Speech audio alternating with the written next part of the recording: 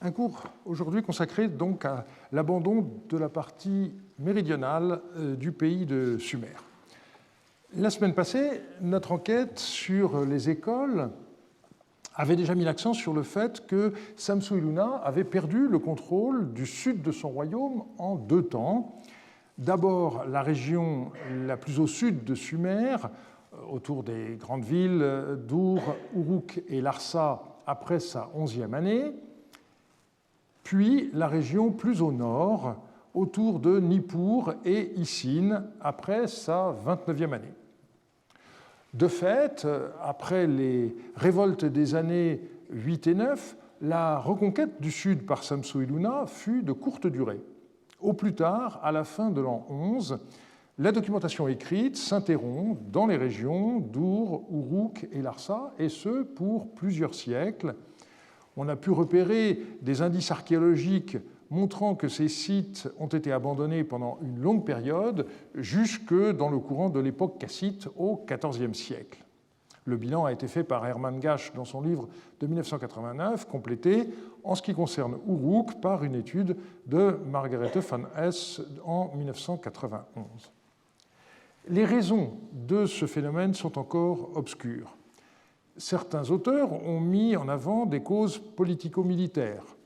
Selon Lehmann, il se serait alors produit un raid élamite sur Uruk, d'où la statue de culte de la déesse Nanaya aurait été emmenée en exil à Suse pour en être rapportée bien des siècles plus tard par le roi Assurbanipal. Aujourd'hui, il est plus vraisemblable qu'on a affaire au début de cette dynastie que les sources anciennes appellent dynastie du pays de la mer. L'hypothèse avait déjà été émise par Norman Yoffe, mais il n'avait pas beaucoup d'éléments décisifs lorsqu'il écrivit en 1998. Mais aujourd'hui, on a davantage de données. Nous verrons cela dans 2 semaines, avec notamment l'étude de Odette Boivin. Et donc, ce seraient ces événements qui auraient contraint une partie des habitants des villes du Sud à les quitter pour partir en exil. On a aussi pensé à une transformation de l'environnement. Un déplacement sensible du cours de l'Euphrate aurait eu des conséquences dramatiques sur les possibilités locales d'irrigation. Hermann Gasch et le groupe de chercheurs qui ont travaillé avec lui ont mis l'accent sur cette dimension écologique des transformations qui se sont opérées.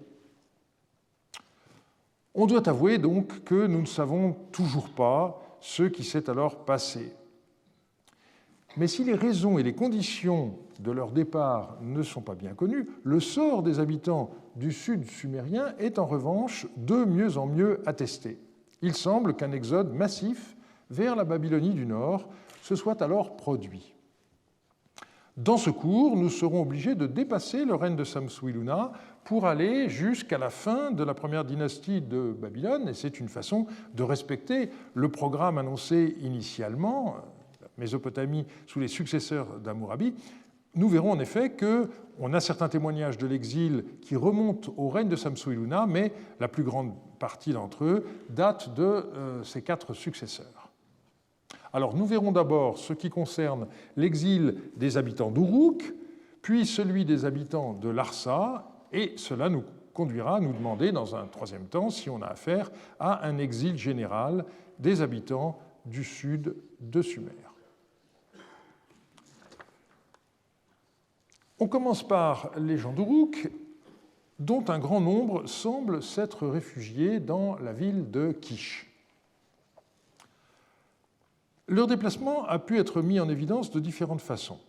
On s'est d'abord aperçu que dans la ville de Kish, sous les derniers rois de la première dynastie de Babylone, à côté des divinités locales traditionnelles, on trouvait des divinités caractéristiques de la ville d'Uruk, ainsi que du clergé chargé de leur culte. Par la suite, on a repéré des traces de la présence dans le nord de réfugiés venus d'Uruk dès le règne de Samsu-Iluna, et donc c'est ce que nous allons regarder tour à tour.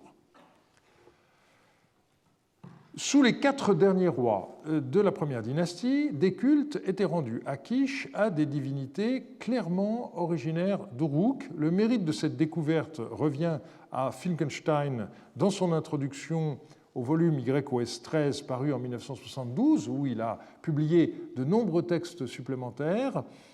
Les données ont été analysées plus en détail par moi-même dans mon livre sur le clergé d'Ur en 1986 et par Rosel Pienka dans son livre sur la Babylonie d'époque paléo-babylonienne tardive en 1998.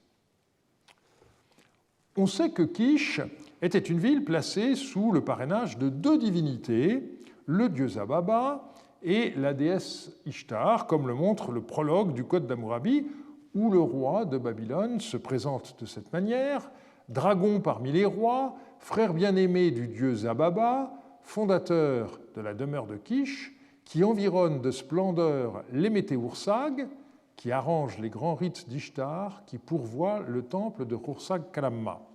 Donc ce passage souligne la coexistence de 2 temples, les Météoursag, résidence du dieu Zababa à Kish, d'une part, et puis le temple voisin de Ursag-Kalamma, voué à la déesse Ishtar.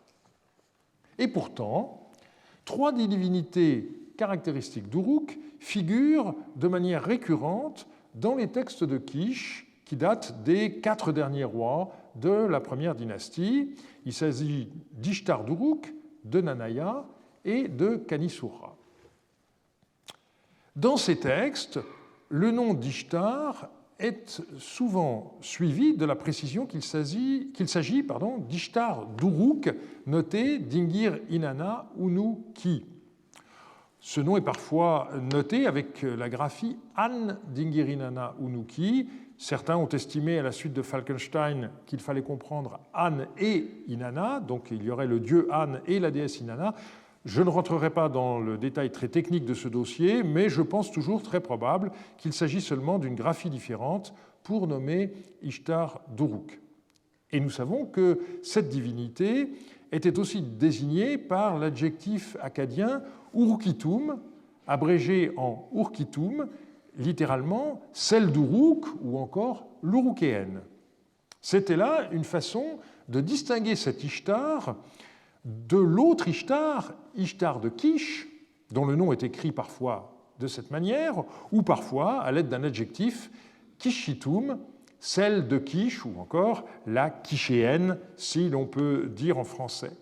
Il y avait donc à Kish, à l'époque paléo-babylonienne tardive, 2 Ishtars différentes, celle traditionnelle désignée comme étant de Kish, et puis l'Ishtar des exilés, dont on précisait qu'elle était d'Uruk. Nous savons qu'un culte était rendu à cette déesse à Kish en raison d'un texte qui parle des offrandes régulières, en sumérien Shugina, d'Ishtar d'Uruk. Mais c'est surtout le nombre et la variété des esservants de son culte qui frappent.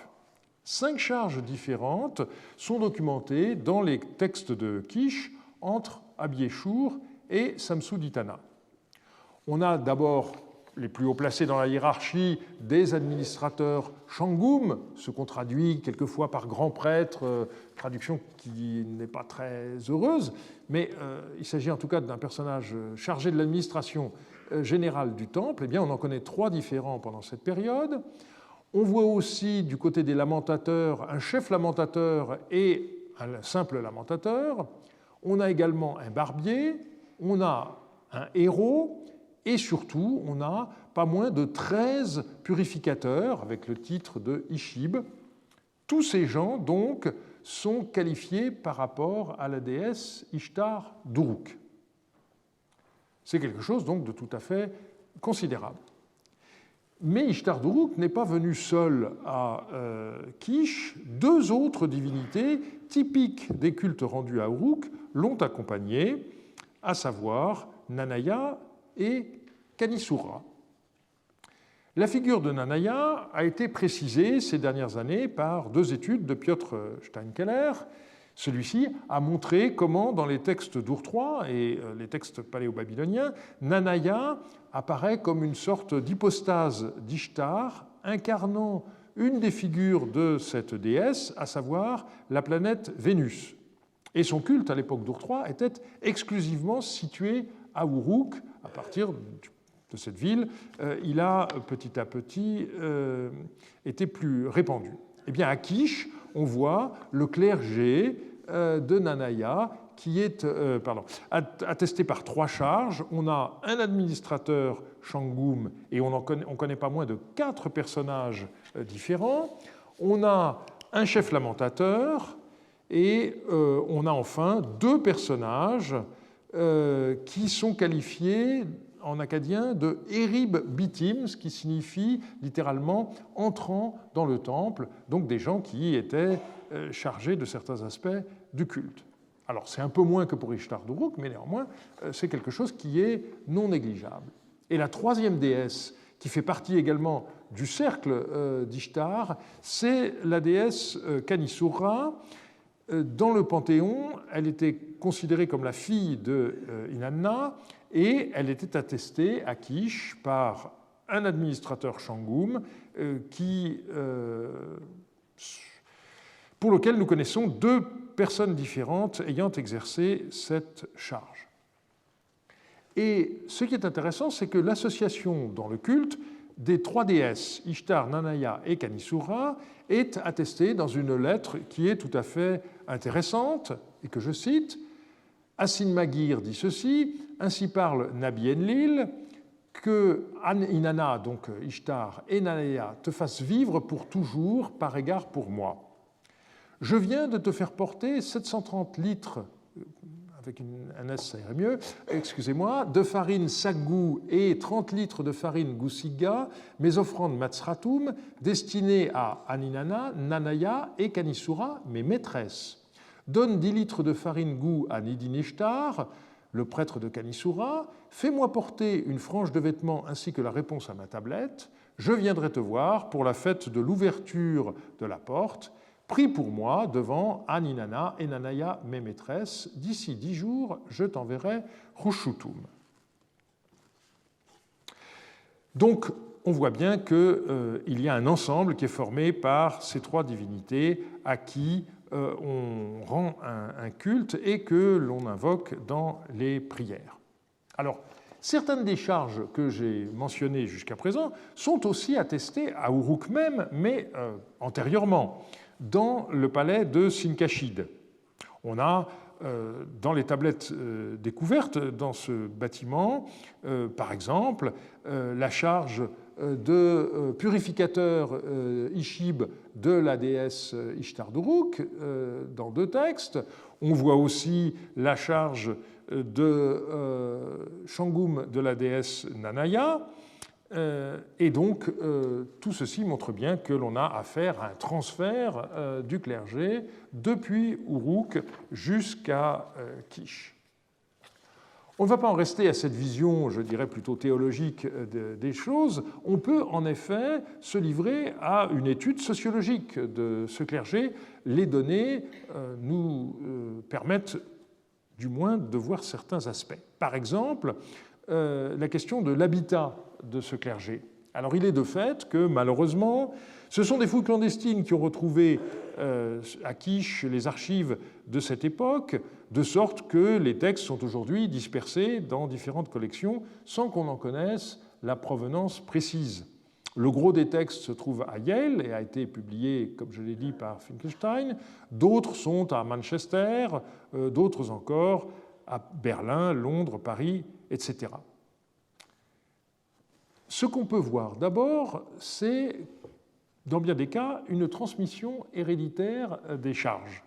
On peut reconstituer les arbres généalogiques de plusieurs familles et l'on voit que, par exemple, il y a des purificateurs qui le sont de père en fils depuis le règne d'Abiéchour jusqu'à celui de Samsu-Ditana. Donc, dans certains cas, on a les 4 rois qui sont documentés. Donc, j'ai donné ici l'exemple de 3 familles où on a 3 ou 4 générations dans lesquelles cette charge de purificateur a été transmise héréditairement.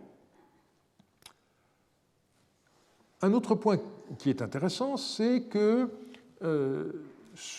on a très souvent une onomastique qui est tout à fait signifiante. Les exilés d'Uruk portaient des noms qui, à eux seuls, permettaient de les identifier. D'abord des noms théophores, qui renvoient aux divinités dont je viens de parler. Vous avez par exemple, par rapport à Ishtar d'Uruk, quelqu'un qui s'appelle Tsili Urkitum, ombre de la déesse d'Uruk. On a aussi de très nombreux théophores de Nanaya, comme Gimil Nanaya, Idin Nanaya, Nanaya Eribam, Nanaya Erish, Nanaya Ibni, Nanaya Ili, et même Nanaya Shamrat, on rencontrera ce nom plus tard. Et enfin, on a également des théophores d'une autre divinité typique d'Uruk qui s'appelle Utsurawasu, comme Utsurawasu Gamil ou encore Utsurawasu Nishu. Mais le plus intéressant, du point de vue de l'anthroponymie, c'est l'existence de véritables noms-programmes. Le plus significatif, c'est celui de Uruk-Liblut, qui signifie « puisse la ville d'Uruk revivre ». Eh bien, on connaît des gens qui s'appellent comme ça. On trouve également Eanna Liblut, qui signifie « puisse le temple Eanna revivre ». Donc, la ville d'Uruk, son temple principal, l'Eanna, ces 2 noms sont tout à fait significatifs d'une certaine nostalgie des exilés qui n'avaient manifestement pas perdu l'espoir de retourner dans leur ville d'origine. Enfin, on a des dévotions familiales typiques.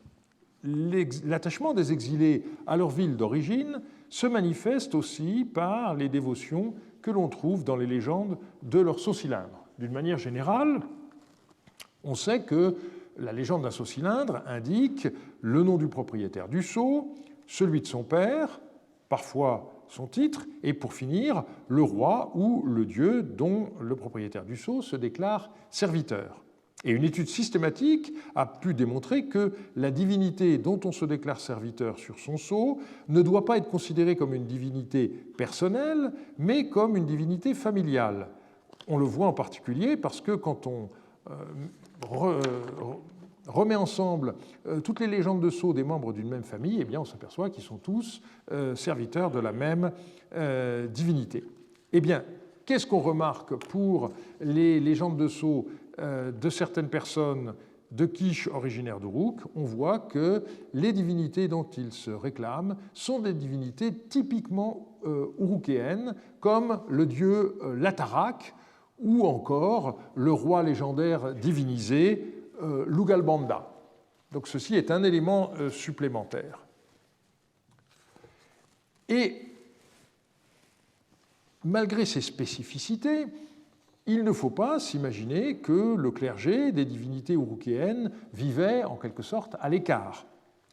Les textes de vente de terrain, avec leurs indications cadastrales initiales, montrent que souvent les membres de ce clergé habitaient des maisons voisines d'autres demeures où demeuraient des membres du clergé local. Et le mélange apparaît également lorsque on analyse les listes de témoins dans des actes où agissent des gens qui font partie du clergé d'Uruk en exil. Eh bien, on a des témoins qui sont des membres du clergé local et vice-versa. Parmi les exilés présents à Kish à l'époque paléo-babylonienne tardive, une catégorie a particulièrement retenu l'attention, celle de femmes décrites comme des Kézertoum et qui sont vouées au culte d'Ishtar d'Uruk. C'est un dossier qui a suscité une abondante littérature, l'étude la plus récente étant celle de Norman Yoffe. Ce sont essentiellement des textes économiques, des reçus d'argent liés à l'exécution de rites par Tsum, dont la nature n'est malheureusement pas explicitée. Et donc, je ne m'attarderai pas sur ce dossier plus longtemps aujourd'hui. Ce que je voudrais pour terminer, c'est signaler que cette façon qu'ont les exilés, comme se présentant comme étant toujours liés à leur ville d'origine, ça n'est pas un phénomène propre à la Mésopotamie ancienne, et je me limiterai à deux comparaisons. D'abord, je citerai la pratique de l'Église catholique qui, à partir des invasions arabes du 7e siècle, a nommé des évêques dans des villes du Proche-Orient ou d'Afrique du Nord, dites in partibus infidelium, aux mains des infidèles, où par conséquent ces évêques ne pouvaient pas se rendre. Et je citerai ici l'explication de l'encyclopédie de Diderot et d'Alembert. Je cite, « Les incursions faites par les barbares et principalement par les musulmans ayant empêché ces évêques de prendre possession de leurs églises et d'y faire leurs fonctions, le concile in Trullo, en 691-692, leur conserva leur rang et leur pouvoir pour ordonner des clercs et présider dans l'Église. » Un autre exemple plus proche de nous, c'est le cas des professeurs allemands de l'université de Strasbourg. On parle du centenaire de 1918. Eh bien, que sont devenus ces universitaires en 1918 lorsque les Français ont repris possession de Strasbourg et de toute la région? Eh bien, ils se sont réfugiés à Heidelberg, mais ils ont continué à siéger en tant que corps dans les années qui ont suivi la fin de la Première Guerre mondiale. Et donc, par exemple, le livre de Karl Frank publiant les textes cunéiformes de Strasbourg, qui est paru en 1928, eh bien, il est paru dans une série intitulée « Écrits de la Société scientifique strasbourgeoise à Heidelberg ». Schriften der Straßburger Wissenschaftlichen Gesellschaft in Heidelberg. Donc, c'est un autre exemple qui est intéressant. Alors, la question, pour revenir à nos exilés urukéens, la question qui se pose, c'est que jusqu'à présent, les témoignages qu'on a vus sont essentiellement de nature religieuse. Est-ce que il y a seulement le clergé qui s'est exilé? Eh bien, il semble que non. Alors, je vais citer un ajout tout récent, une lettre publiée par Andrew George dans le volume QSAS 36 qui est paru il y a quelques mois, dont je n'ai pas malheureusement le contexte, mais on peut lire ceci. « Dit aux Urukéens, ainsi parle Etelpi Nabium, je viens d'envoyer Samsuiluna Kima Ilim pour recueillir le grain destiné à être vendu qui vous incombe.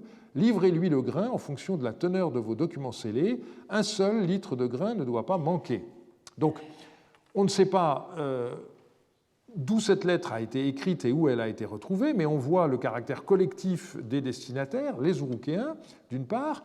On peut dater la lettre de l'époque de Samsuiluna ou à la rigueur du règne de son successeur, puisque la personne qui a été envoyée porte un nom basilophore, donc formé sur le nom du roi, Samsuiluna Kimailim. Samsuiluna est comme un dieu, hein, c'est un joli nom, à la gloire du souverain. Et on voit surtout qu'il est question ici de livraison de grains, donc il s'agit de gens qui travaillent dans l'agriculture ou le commerce, mais il ne s'agit pas de membres du clergé. Alors, il n'y a pas de certitude absolue pour savoir si cette lettre est antérieure à la révolte ou postérieure, mais j'aurais quand même tendance à penser qu'elle est postérieure. Mais surtout, ce qu'on voit, c'est que tous les exilés d'Uruk ne se retrouvèrent pas à Kish. Certains vivaient à Dilbat et d'autres encore à Babylone. En ce qui concerne Dilbat, eh bien, on note la mention d'un comptoir commercial d'Uruk dans ce texte. 4 cycles et demi d'argent, assignation d'Awil Nabium, fils de Shamash Nishu, que le comptoir commercial, en acadien Karoum, de la ville d'Uruk, lui a assigné pour Marduk Lamassachou, le ministre, pour moissonner, je pense qu'il faut comprendre, pour moissonner le champ de Marduk Lamassachou. Et le texte se termine avec ces notations. Apport Awil Nabium, réception Shamash Moubalit, le second du comptoir commercial d'Uruk. Et il y a une date qui est de l'année 21 d'Abiéchour. Alors, 2 interprétations de ce document sont possibles. Celle de Rosel Pienka, qui a compris le texte au premier degré, comme étant l'indice que, contrairement à ce qu'on croit, il restait encore des gens à Uruk et qu'il y avait un trafic commercial qui existait. Mais personnellement, je ne pense pas que ce comptoir commercial d'Uruk désigne une réalité du Sud. Il me paraît beaucoup plus vraisemblable que le groupement des marchands originaires d'Uruk ont gardé leur corps après leur exil en Babylonie du Nord, comme l'ont fait par ailleurs les membres du clergé, et on verra tout à l'heure un autre exemple avec les marchands de Larsa.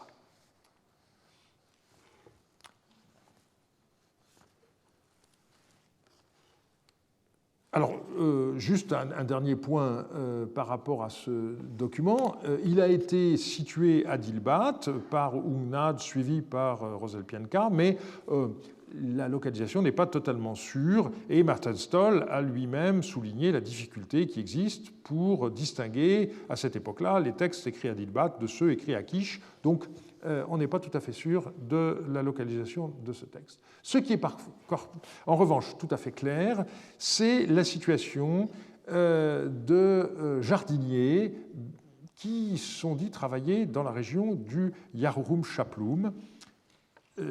Ces gens-là travaillaient, donc originaires d'Uruk, ils étaient jardiniers dans des palmeraies, et j'ai étudié leur cas dans mon compte-rendu d'YOS 12.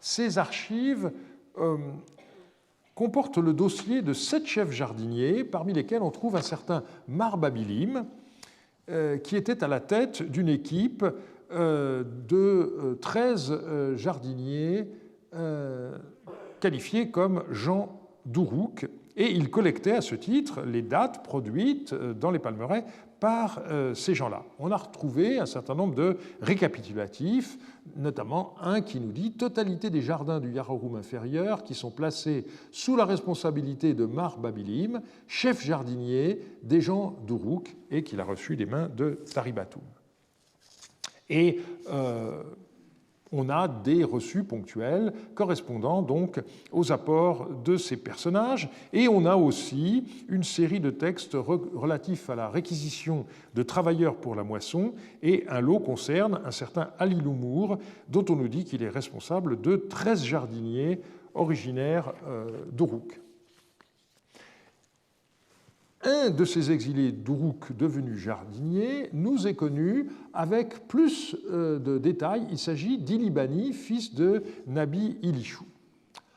On a d'abord un texte daté de l'année 19 de Samsuiluna, où on voit que cet Ilibani rachète pour 6 cycles d'argent sa fille Laloutoum à une femme nommée Beltani, et le texte précise que Laloutoum est une ressortissante d'Uruk.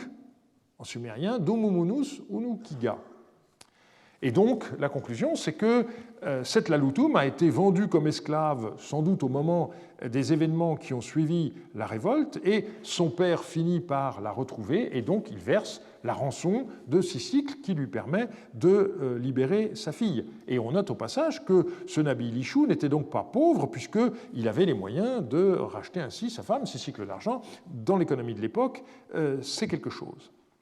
Et ce qui est intéressant, c'est que la liste des témoins de ce contrat comporte précisément Mar Babilim, c'est-à-dire le supérieur hiérarchique de notre jardinier, ce qui permet donc de bien situer le document. Et j'ajoute que un des témoins a un sceau qui a une légende très intéressante, et ça n'a pas encore été remarqué, Ribamili, fils de Nour Ilishou, serviteur de Lugalbanda. Donc voilà encore quelqu'un, comme je l'indiquais tout à l'heure, qui est manifestement un exilé d'Uruk. Et par ailleurs, cet Ilibani, fils de Nabi Ilishou, on le connaît bien dans des textes qui s'étale entre l'année 11 et l'année 24 de Samsuiluna. Et ça, c'est un élément qui est tout à fait important, parce que c'est le seul élément du dossier qui nous fait remonter juste au lendemain de la Grande Révolte. C'est seulement ce personnage-là dont on puisse être sûr qu'il est arrivé dans le Nord à partir de l'an 11 de Samsu-Iluna, mais manifestement, il n'était pas le seul, bien entendu. Donc voilà un indice chronologique qui est très intéressant, les textes en eux-mêmes étant d'un ennui monstrueux, puisque ce sont des apports de dates, des apports d'argent, effectués par ce jardinier à son supérieur Mar Babilim, puisque chacun des jardiniers était chargé d'une redevance en partie en nature et en partie en argent, comme on a bien d'autres exemples. Alors pendant longtemps, on n'a pas localisé précisément ce lot d'archives, mais maintenant on sait qu'il provient de Picassie, j'en ai parlé dans le cours d'introduction, Picassie étant une ville localisée à Tel Abu Antique, à quelques kilomètres au sud de Dilbat. Donc on voit qu'on a des gens qui sont à Kish, des gens qui sont peut-être à Dilbat, des gens qui sont au sud de Dilbat, et on va voir maintenant qu'il y a également des réfugiés dans la région de Babylone. Alors, on a d'abord une série de textes qui a été découvert à Tel Egraïné, qui est à quelques kilomètres au nord de Babylone, qui nous documente un temple d'Ourash. Et bien, dans ces documents, on a un personnage qui s'appelle Silli Urkitum. Là encore, un tel nom dénote un attachement à la déesse Ishtar d'Uruk, qui, par conséquent, montre que le personnage est un exilé. Mais le plus intéressant, c'est un procès qui est fait par une femme nommée Nanaya Shamrat. C'est une tablette qui est conservée au Louvre, qui a été copiée par Daniel Arnaud et éditée par Klaus Wilke. Le texte date de l'année 22 d'Abi-Eshour, mais les événements qui sont relatés sont beaucoup plus anciens et remontent au règne de Samsu-Iluna. Cette femme est décrite comme fille de Nanaya Aratishu. Donc, vous voyez, les deux portent des noms théophores de Nanaya, donc sont tout à fait connotés comme urukéens. Et elle raconte de façon très détaillée comment sa famille a dû se réfugier à Babylone. Avec son père et sa mère, elle a fait partie de la maisonnée d'un certain Razippa. Et à la mort de sa mère, eh bien, Nanaya Shamrat s'est vue imposer par ce Razippa le carcan et la coiffure caractéristiques des esclaves, ce contre quoi elle s'est insurgée. Donc, procès, Razippa prétend qu'il a adopté la jeune fille et il nie qu'il l'ait achetée comme esclave. La jeune fille fait intervenir à ce moment-là ses oncles, l'un étant le frère de son père et l'autre le frère de sa mère, et ils déclarent qu'elle n'est pas esclave, et ils ajoutent même « c'est nous qui sommes son père et sa mère ». C'est une façon de dire que les parents étant morts, ce sont leurs frères respectifs qui exercent l'autorité parentale sur la jeune fille. Alors finalement, il n'y a pas de preuve bien nette, et les juges réclament aux oncles un serment ainsi libellé. Cette jeune fille est assurément la fille de Nanaya Aratishu. Autrement dit, en tant que fille d'un homme libre, elle ne peut pas être revendiquée comme esclave par Razippa. Voilà là encore, une tranche de vie, si je puis dire, qui montre les difficultés auxquelles ces populations exilées ont parfois eu à faire face. Je passe maintenant à la question des exilés de Larsa, puisque, je l'ai déjà dit, les habitants d'Uruk ne sont pas les seuls habitants du Sud qui aient pris le chemin de l'exil après l'an 11 de Samsu-Iluna. Ces habitants de Larsa, on les trouve à la fois à Babylone et plus au nord à Sippar. Les indices sur l'exil à Babylone de certains habitants de Larsa peuvent être résumés de la manière suivante. On a, dans un texte de l'année 30 de Samsu-Iluna, dans un texte découvert par les fouilles allemandes de Babylone, un prêtre, Shangum, qui est voué à la déesse Sugalitum, qui est une déesse donc, caractéristique de la ville de Zabalam, dans les environs de Larsa. Et donc, on voit là encore qu'on a un culte du sud qui est remonté dans le nord Est-ce que ce sont directement des habitants de Zabalam qui se sont installés à Babylone? C'est possible, mais on voit également que le culte de cette déesse Sugalitum est attesté à Larsa, donc il peut s'agir de gens venus de Larsa.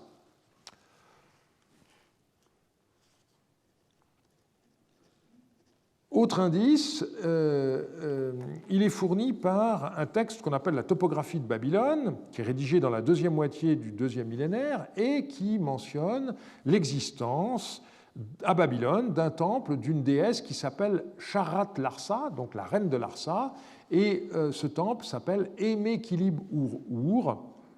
Or, on a retrouvé à Larsa même, datant de l'époque de Rimsin I, une inscription de la femme de celui-ci qui voue à la déesse Belet et Kalim un temple dont le nom est fort proche, et de acte 2, Kilib-Ur-Ur, et on peut penser que cette coïncidence n'est pas fortuite, et donc que le clergé de Larsa, réfugié à Babylone, reconstruisit un temple pour la déesse. Simplement, à Larsa, elle s'appelait Dame du Palais, donc il n'y avait pas de référence à Larsa de manière explicite, puisque le palais, c'était forcément le palais de Larsa. Quand vous vous trouvez ailleurs, il faut bien entendu ajouter un élément pour permettre de situer la déesse, et donc on l'appelle à ce moment-là non plus Dame du Palais, mais Reine de Larsa, pour bien montrer quelles sont ses origines et maintenir vivant le souvenir de la provenance de ce culte. Et puis j'ajouterai un dernier témoignage, un texte toujours trouvé à Babylone dans les fouilles allemandes qui date de Samsu-Ditana. Eh bien, on a le sceau d'un prêtre qui porte le titre de Shita Esh-3. C'est un titre un peu compliqué, mais qui n'est attesté par ailleurs que dans les villes du sud sumérien. Là encore, clairement, on a affaire à un descendant d'un prêtre qui a quitté le pays de Sumer pour la Babylonie du Nord, et on a encore un exemple de transmission héréditaire des charges religieuses dont nous avons vu d'autres exemples. À côté de Babylone, on a aussi des témoignages à Sippar. On a d'abord un indice archéologique un peu ténu, mais malgré tout intéressant. Hermann Gasch a souligné le fait qu'on a une grande demeure à Tel Edder sur le chantier F qui a un plan tout à fait inhabituel pour la région, mais un plan qui se rapproche d'une maison plus ancienne du site de Tello, donc la ville de Girsou. Donc, on pourrait penser qu'on a là la trace architecturale, en quelque sorte, laissée par des exilés. Et puis, on a aussi un saut-cylindre qui a un motif intéressant, la représentation du mythe d'Etana, qui s'est envolé, comme vous savez. Et Anne de Grève s'est demandé si ce cylindre n'appartenait pas à une de ces familles du Sud qui émigra vers le Nord, parce que ce motif, par ailleurs, n'est attesté archéologiquement que dans les villes du Sud. Donc on a là deux hypothèses qui ne sont pas des certitudes, mais heureusement, on a un texte qui, lui, est beaucoup plus probant. Il a été versé au dossier par Michael Yursa et il a donné lieu à pas mal de bibliographies, ce qui a permis de préciser les différents aspects de l'affaire. Donc je vais lire ce texte et le commenter ensuite. Gemea Saluri, fille d'Ubananum, qu'Adad Mubalit, fils d'Ibni Adou, a épousé et qui a été mise en prison sur l'ordre du palais à cause de son père Ubananum, lorsque le roi Abiéchour a promulgué une Misharoum, Gemea Saluri est sortie de prison.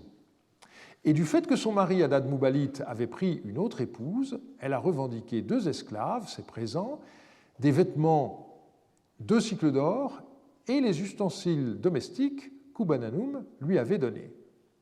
Ils se sont approchés du chef des marchands et des juges de Larsa. Ceux-ci ont examiné leur affaire. Adad Mubalit a déclaré ceci: les 2 servantes que l'on m'a données sont mortes, et les ustensiles domestiques que Gemea Saluri réclame, un passage cassé, Ubananum, encore un passage cassé. Et ensuite, on a déclaration des juges que Gemea Saluri produise des témoins et la tablette de sa dot. Gémé Assallouri a produit les témoins qui avaient été présents lors de la remise de la dot. Ils ont donné leur témoignage en ces termes. Nous savons que la dot a été donnée, mais beaucoup de temps s'est écoulé et nous n'en savons plus le montant. Donc, pauvres témoins, n'est-ce pas, qui peuvent affirmer le fait, mais les détails leur échappent parce que c'est une affaire qui est bien vieille et donc leur mémoire ne leur permet pas de satisfaire les juges. Alors on dit ceci ensuite, du fait qu'elle n'a pas apporté la tablette de la dot, Abou Mouakar, le chef des marchands, et les juges de l'Arsa ont rendu le jugement suivant. Haddad Moubalit devra prêter serment dans le temple de Shamash de l'Arsa par le filet en ces termes. Les 2 servantes que ton père Ubananoum m'a données sont vraiment mortes. Je ne les ai absolument pas vendues. 5 étoffes, un habit gouza, 10 habits, 2 cycles d'or, une marmite de 20 litres et 4 grattoirs de bronze. Tels sont vraiment tes ustensiles domestiques. Mais pour l'affaire pour laquelle on t'a saisi, j'ai dû verser 2 mines de tiers, 8 cycles d'argent afin de te libérer. Voilà ce qu'il devra déclarer sous serment par le filet dans le temple de Shamash. Comme le chef des marchands et les juges de l'Arsa l'avaient ordonné, ils sont allés au temple de Shamash. Le Shangoum et les Tirous de Shamash se sont tenus et leur ont proposé une conciliation. Haddad Moubalit, du fait qu'il n'a pas juré devant Shamash, a donné à Gémé Assallouri, la religieuse d'Inditoum de Mardouk, une servante nommée Haddad Dumki et 10 cycles d'argent. À l'avenir, Gémé Assallouri ne contestera pas si Haddad Moubalit épouse la femme de son choix, et Haddad Moubalit ne contestera pas si Gémé Assallouri épouse le mari de son choix. Ils l'ont juré par Shamash, Mardouk et le roi Abiéchour. Un texte un peu long, mais qui est extrêmement riche. On voit donc comment cette femme, Gémé Assallouri, qui est une Naditoum de Mardouk, avait été emprisonnée, sans doute suite à des dettes de son père, et a été libérée lorsqu'à son avènement, Abiéchour a proclamé une Misharoum. Et quand elle rentre chez elle, elle découvre, horreur, que son mari, entre-temps, a pris une nouvelle épouse, et donc elle veut divorcer, et elle réclame par conséquent à son mari le remboursement de la dot que son père avait versée lors du mariage. Quelques remarques sur la procédure d'abord. On voit, une fois de plus par cet exemple, que preuve testimoniale et preuve écrite se complètent, et en l'occurrence, c'est un fiasco, puisque les témoins ne se rappellent plus ce qu'on leur demande, et la plaignante ne possède plus de titre de propriété, en l'occurrence, la tablette qui décrivait la dot que son père lui avait offerte lors de son mariage. Enfin, pour une femme, c'était terrible, il ne fallait jamais perdre la tablette de dot, parce que si jamais un jour on voulait divorcer, eh bien... on ne pouvait pas avoir de preuves. Et c'est pour cette raison, faute de preuves, aussi bien testimoniales qu'écrites, que les juges ont recours au serment purgatoire. Une fois de plus, on voit que le serment est un pis-aller, c'est lorsqu'il n'y a pas la possibilité d'avoir d'autres types de preuves qu'on demande aux gens de jurer. Et en l'occurrence, on demande au mari de jurer qu'il n'a retiré aucun profit de ce qui s'est passé. Or, le mari se récuse. Manifestement, la présence du filet sur laquelle le rédacteur insiste par 3 fois et qui symbolise le châtiment que le Dieu enverra au parjure, eh bien, c'est quelque chose d'efficace. Et finalement, les autorités du temple suggèrent un accord à l'amiable, qui est une solution qui satisfait les 2 parties. Alors, comment est-ce qu'on peut déterminer qu'on a affaire à des exilés ? Eh bien, vous voyez que le procès est dit avoir lieu devant le chef des marchands et les juges de l'Arsa. Et le serment devait être prêté par le mari dans le temple de Shamash de l'Arsa. Alors, on a vu que les fouilles de l'Arsa n'ont pas découvert de texte postérieur à l'an 11 de Samsu-Ilma, alors que ce texte date de l'an 1 de Abiéchour, 27 ans plus tard.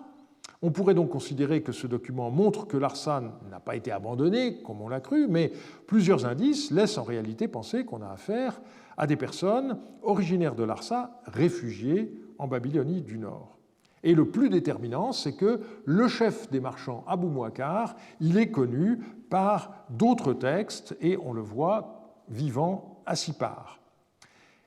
J'ajouterais que la précision « temple de Shamash de l'Arsa » serait inutile si ça se passait à Larsa. Et dans les textes de Larsa, on dit simplement « temple de Shamash ». Donc ceci nous montre bien que l'affaire se passe ailleurs. Et enfin, il faut observer que Guémé Assalouri ne possède plus la tablette de sa dot, que ses servantes sont mortes et que les témoins disent que la remise de la dot s'est passée il y a longtemps. Par conséquent, le mariage pourrait bien avoir eu lieu à Larsa avant l'exil de l'an 12 de Samsu-Iluna. Et donc, on a bien les deux temps, le mariage il y a bien longtemps dans le sud, et ensuite ce qui s'est passé après l'exil à Sipar. Et pour terminer, il faut rappeler avec Brigitte Lyon qu'il existe en Babylonie, selon les lieux, une différence de traitement concernant le divorce qui était refusé aux femmes dans le nord, mais possible dans le sud. Et on voit ici que c'est la coutume du sud qui est appliquée par les juges, et c'est sans doute pour ça que le rédacteur du texte précise bien que les juges sont les juges de Larsa. Et donc, on peut élargir cette conclusion. C'était le droit coutumier de leur ville d'origine qui était appliqué aux exilés. Donc là, on a une situation dont on a vu les composantes religieuses, sociologiques, et désormais, on a un aspect juridique qui est très important. Étant donné qu'on a vu l'exil des habitants d'Uruk et de Larsa, on peut se demander si les autres villes du Sud n'ont pas connu un phénomène analogue. Alors on a un premier élément en ce qui concerne les habitants de Lagash. Eux aussi semblent avoir trouvé refuge à Kish à la fin de l'époque paléo-babylonienne. Là encore, l'onomastique est intéressante parce que la déesse Bawa, qui était une des divinités majeures de la ville de Girsu et de l'état de Lagash, en tant qu'épouse du dieu Ningirsu, eh bien, on n'a aucun nom propre théophore de Bawa à Kish avant l'époque paléo-babylonienne tardive, et tout à coup, on voit arriver des Gémé Bawa, Ir Bawa, Ipku Bawa. Donc là aussi, c'est quelque chose qui est tout à fait significatif. On a également des membres du clergé de la déesse, un administrateur Shangoum, et puis aussi une femme chargée de balayer le temple de la déesse.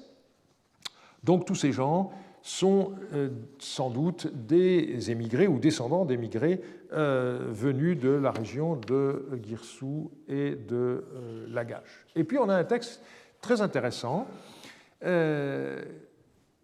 qui s'attache au statut d'une femme qui s'appelle précisément Gémé Bawa. Je lis ce texte. Le 8e jour du mois 5 de l'année 5 de Samsu-Ditana, Gémé Bawa, sa mère, a donné naissance à Amat Esheshi dans la nouvelle maison de la rue de Nanaya. Elle, c'est-à-dire la mère, est l'esclave de Rutiya, religieuse Ugbaptum du dieu Zababa, sa maîtresse. Elle se chargera de ses obligations envers Nanaya. Elle ne fera pas enrager le cœur de Rutiya, sa maîtresse. Alors, ces histoires de faire enrager le cœur de la maîtresse, c'est le cas où vous avez une femme religieuse qui n'a pas d'enfant et vous avez une épouse secondaire qui est esclave et qui a un enfant. Vous voyez l'histoire de Agar par rapport à Sarah. C'est exactement une histoire de ce genre. On en a pas mal d'exemples en Mésopotamie. Mais ce qui est le plus intéressant dans notre perspective ici, c'est la description topographique. Dans les villes mésopotamiennes, les rues portaient des noms, et dans certains cas, c'était des noms de divinités. Mais ici, ce qui est intéressant, c'est qu'on nous parle de la rue de la déesse Nanaya, d'une part, et on nous parle aussi d'une nouvelle maison. On a bien l'impression, par conséquent, qu'on est dans un quartier nouveau, une extension de la ville qui serait destinée à abriter notamment les réfugiés venus d'Uruk, ou plus généralement du sud. Par ailleurs, ce qui est intéressant, c'est de voir l'imbrication qui existe désormais entre les communautés, puisque la Rutiya est une religieuse du dieu Zababa, donc elle appartient au clergé local, traditionnel, mais elle a une esclave qui s'appelle Gémé Bawa et qui est donc sans doute originaire du sud. Et ce qui est symptomatique, c'est de voir que c'est l'esclave appartenant à la communauté des exilés qui va être chargé des obligations religieuses de Rutiya à l'égard de Nanaya. Alors, pourquoi est-ce qu'il y a ces obligations religieuses? On n'en sait rien, mais là encore, le fait qu'on soit dans la rue de Nanaya laisse penser qu'il y avait des activités cultuelles à faire et que ce n'est pas la propriétaire de la maison qui va s'en charger, mais son esclave qui vient du sud.